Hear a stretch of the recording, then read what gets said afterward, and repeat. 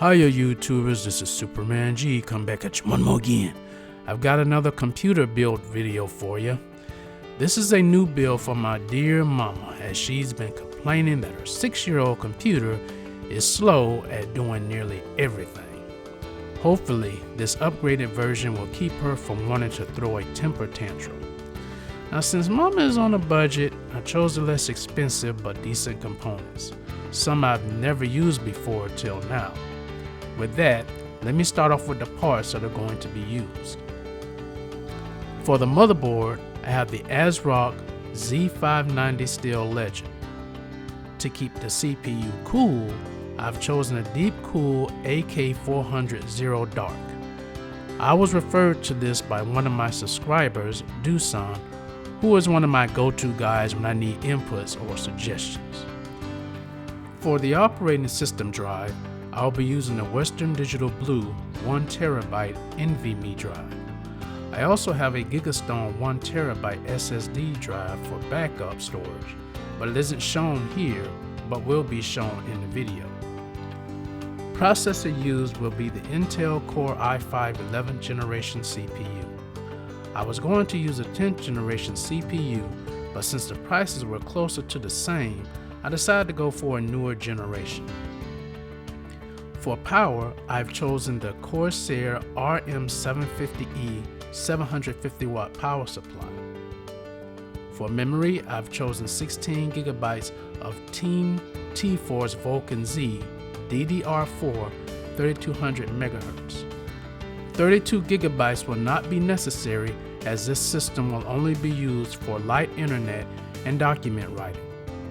Finally, the case used is the Cougar MX330 mid-tower case. Now there are 3 versions of this case, so if you do choose this product, make certain you check the case model number for what you need. For operating system, I'll be installing the current version of Windows 11. Now that all the components have been mentioned, let's get her done!